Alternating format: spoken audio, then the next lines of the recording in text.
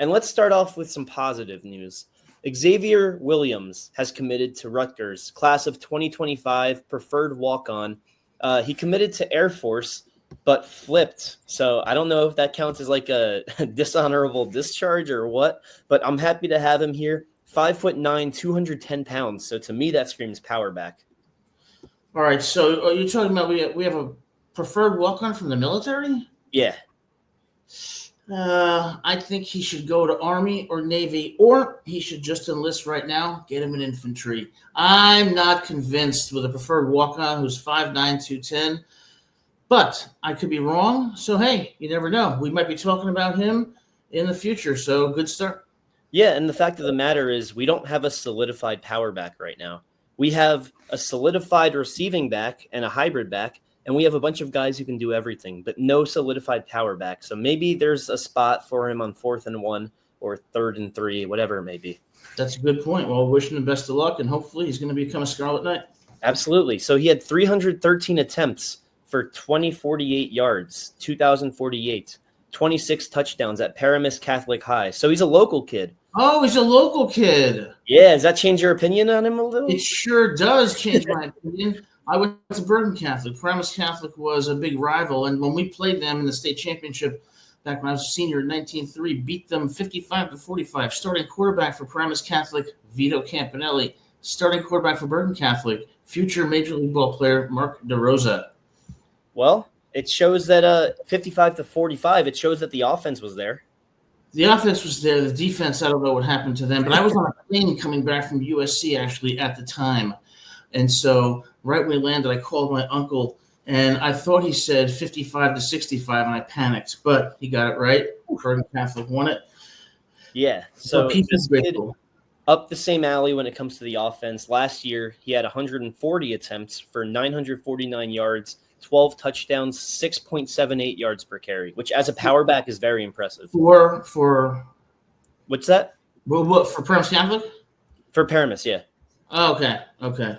Yeah, so that was his senior year. Paramus Catholic is Group 4. I mean, I don't know how they've characterized the leagues these days, but when I was there, it's 4. There's 1, 2, 3, and 4. 4 is the most competitive, so he's getting those statistics against good competition. Yeah. So, like I said, there might be a spot for him on this team. Will he see time as a freshman? I don't think so. I think it's a real shot in the dark that he sees any time, even garbage time. Our big 3 of backs are too dominant. Raymond, Campbell, Benjamin. You can even throw Samuel Brown in there. And not to be a Debbie Downer, but I could also see him transferring. Hey, you're being a realist. Exactly. I'm trying to learn a little bit from Adam Lamparello. But, That's because I tell it like it is, and because I want to make Rutgers great again.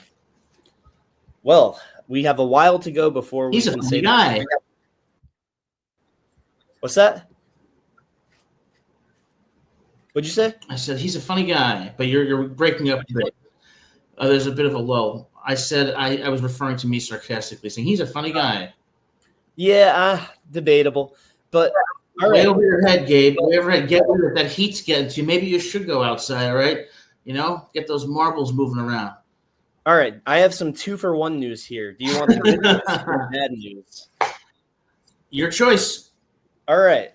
I'll go with the bad news so we can end on a high note.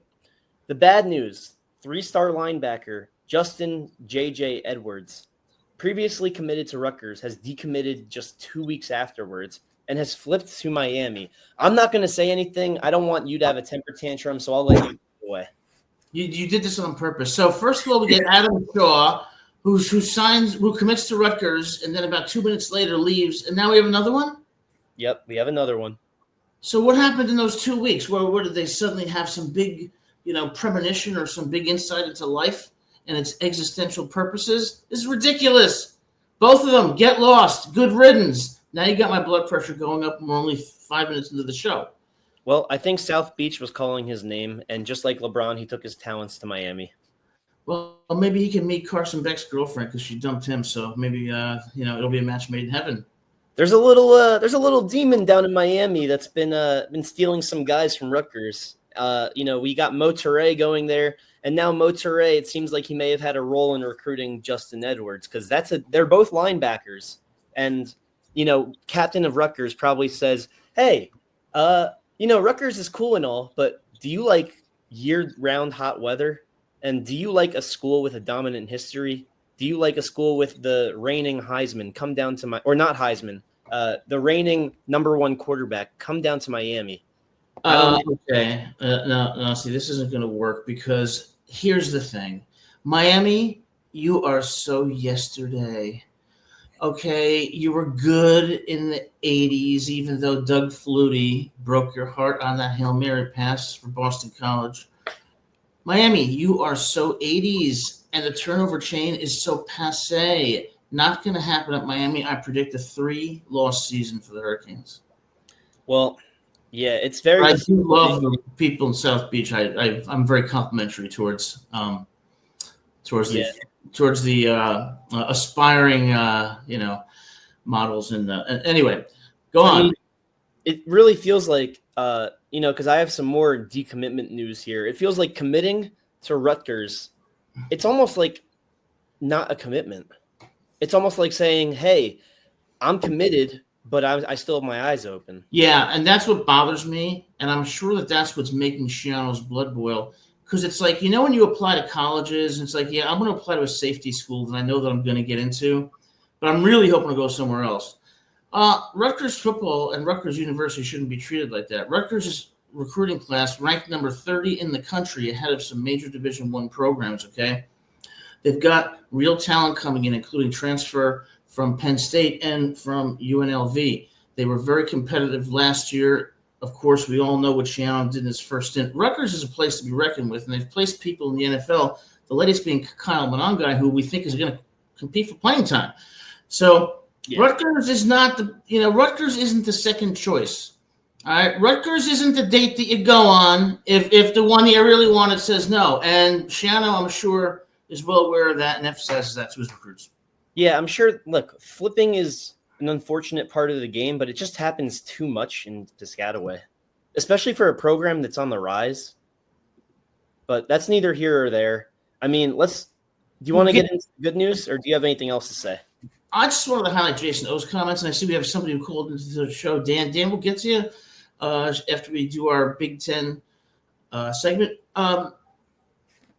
Yeah, so Jason says, I told you guys the official visits are awesome and kids want to commit even if they really aren't likely to stick. First thing I'm wondering is, what is it about those official visits that's so amazing? I believe you 100%. I'm guessing it's the coaches and the relationships they build and the facilities and Greg Shiano, of course. And Shiano is strict about visiting other schools decommits will become. That's a good point. Yeah, and Jason, I do have some more news about visiting. Perhaps it's what you were referring to here.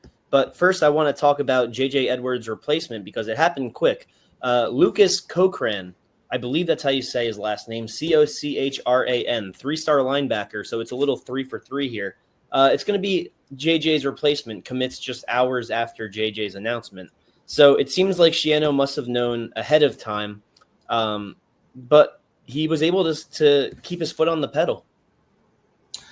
Yeah, and let me ask you something, Gabe. When we talk about these recruits, 3-star, 4-star, 5-star, I've never seen like a comprehensive quantitative study, but I'd love to know over the past 20, 25 years how they ultimately panned out, because we place so much emphasis on the stars, but that doesn't tell us much about the individual player, that player's intangibles. So, it's not that I take it with a grain of salt, but I think there's far more to the player and potential than just that metric.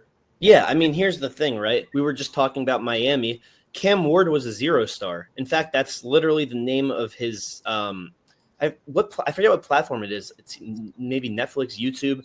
There's a Cam Ward biopic, and it's called 0-star. And that's the whole premise of beating the system, right? You see it in the NBA with draft picks, in the NFL with UDFAs, the MLB when it comes to being stuck in single A for 5 years and then coming up 7 years in and being an all-star. It's not the end of the world to be a 0-star or even a 3-star, because 3-star is solid, but 3-star, that's like the 50-50 in my opinion. Yeah, and I think look at where Tom Brady was drafted into the NFL. It gives these kids, at least an indication that you're not just, your star rating. And the way these kids develop, often from, their senior year of high school to their sophomore year of college, with weight gain, muscle mass, is substantial. So, Yeah. Sounds like we got some good news. Now, the last one was bad news or good news? Did you So say the best for last? We have two more pieces of news. Again, one good, one bad. So in total, we gained 3 guys this week, and we lost 2 guys. So since I went with, you know what? Actually, I'm going to stick to the theme. I can't end on a bad note. So Riel Kelly flips from Rutgers to Bama. Freaking Jackson. He's probably going to gloat to me later about it. He flipped from Toledo to us. So to me, it's like, make up your mind. It was an honorable 2 weeks. I feel like you should only be allowed 1 flip, and you really shouldn't even be allowed to flip after you commit. Wait, he flipped more than once? He flipped from – where did he go from – where was he first? From Toledo to us, and now he's flipping from us to Bama.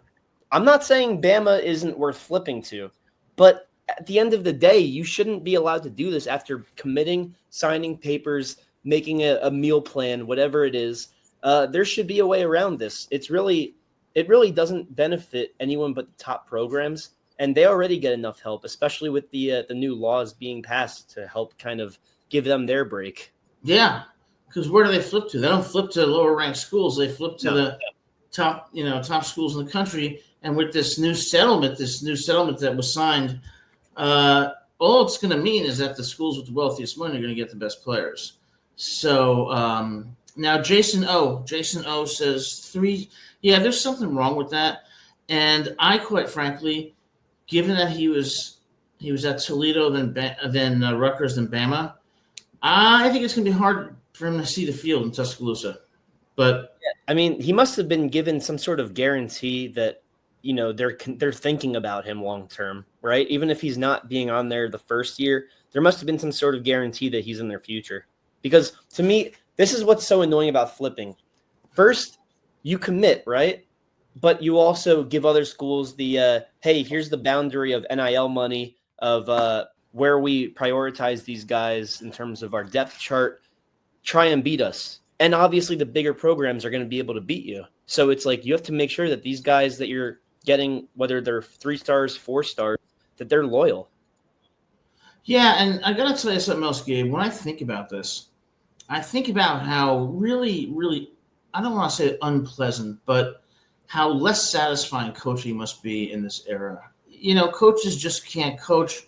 They've got to spend all their time, almost a disproportionate amount of time on recruiting, on keeping players, on dealing with NIL. It doesn't seem like it's as fun of a job as it may have been, say, when Lou Holtz was, leading the Irish in 1988. That's a fair point. And I have one more piece of news here. Well, I have one piece of news and something that's not official but fun to talk about anyways before we get on to the Big Ten list is cornerback Cannon Marshall, which beautiful name, has committed to Rutgers, reclassifying from 2026 to 2025. So he wants to be an instant impact guy, 6'2", 185 pounds. So to me, that screams slot cornerback or nickelback, whatever you want to call it, because he's speedy, but he's also tall enough. He went to prep school, so I found that very interesting. And I'm excited to see what he brings to the table, not just this next year if he does play at all, but especially moving forward. I really think he can be here all 4 years. I agree with you, and it seems like the type of player that Rutgers wants and that Rutgers will develop effectively.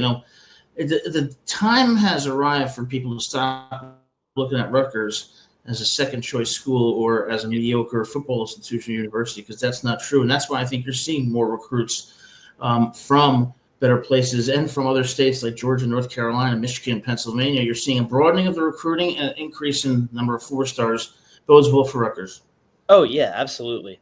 And this isn't a commitment, but 2027 athlete/wide receiver, which to me says he plays wide receiver but is open to other positions.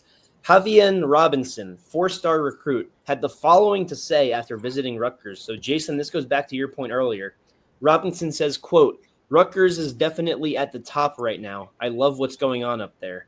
So he's one of the highest recruited wide receivers I can think of for that class.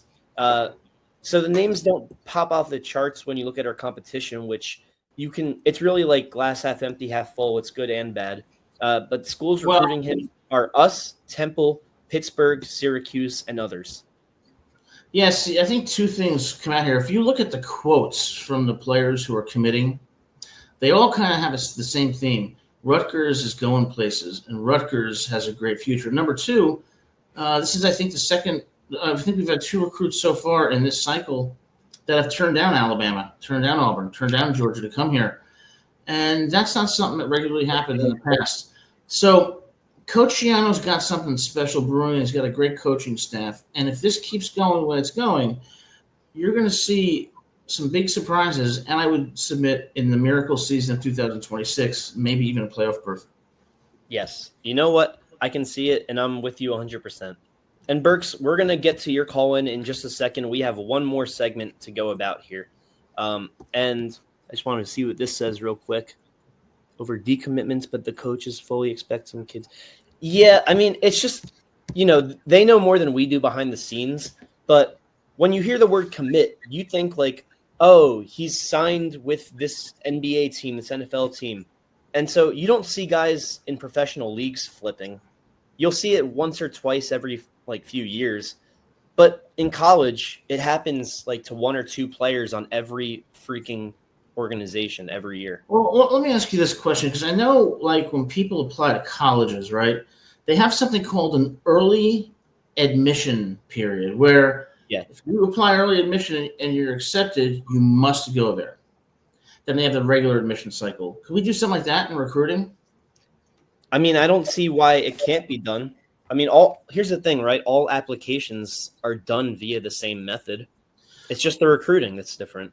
You got to give these coaches some semblance of stability, though. I mean, it's just some ability to, not constantly be worrying about the person who committed. Are they going to decommit 12 days later, 2 weeks later? What schools are offering more money? It's like a free-for-all. And I think there should be at least a better balance. Yeah, I see you. I see what you're saying. All right, so with that being said, the next segment I have here, because this kind of falls outside of PickUpdates. I saw this on X from the Rutgers football account. Well, before we get on to the second segment, sure. This is the 4th edition of PickUpdates, so it's Gabe's 1-month anniversary of PickUpdates. So happy anniversary, Gabe. I can see that light behind you. It looks like the heavens are shining very brightly upon you. Well deserved.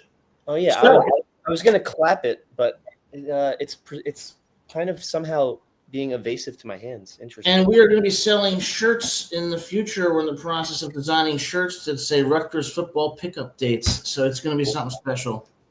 Absolutely. Better coin it. So Rutgers football on X released a list from Phil Steele, who is a former ESPN insider, who has 5 Scarlet Knights in his preseason All Big Ten watch list. So let's talk about why we agree or disagree and if anyone is missing. With these 5, so when he's saying 5 on his All Big Ten watch list, is he talking about that he's predicting they'll be first? Oh, wait, hold on. Wait, we might have some breaking news here. Hold on. I got to look into this. Jason says Rutgers got a commit from a 6'6" DL from Florida a few hours ago. Jason, awesome news. Thank you so much for that. Hold on. Awesome. Jackson sent me something earlier. Oh, okay. Reese Beck. I think that's who you're talking about. Nice. Reese Beck. Let's do a deep dive into Reese Beck real quick. Reese Beck. Ponte Vedra High School. Committed to us. Was recruited by Oregon State, UConn, Bowling Green, and Colorado State per 247 Sports. That's fantastic. No official visit with us. Visited with Oregon State and UConn. He's a 3-star. Looks like his rankings could be a little better, but I'm not going to dwell on it too much. But it just looks kind of ugly. 163rd D lineman, 165th Florida prospect. 6'5", 250 pounds, like you said, Jason. Well, I'll tell you, what's attractive about that? Size and development. He's got the size. Yeah. And so he's got like the measurables, and that's some more great news. So I cannot wait for the season to start. How far are we away now? Oh, About 9 weeks. if Jackson were here, he'd be able to give us the day to a T. I think we can estimate about 9 weeks, but hey,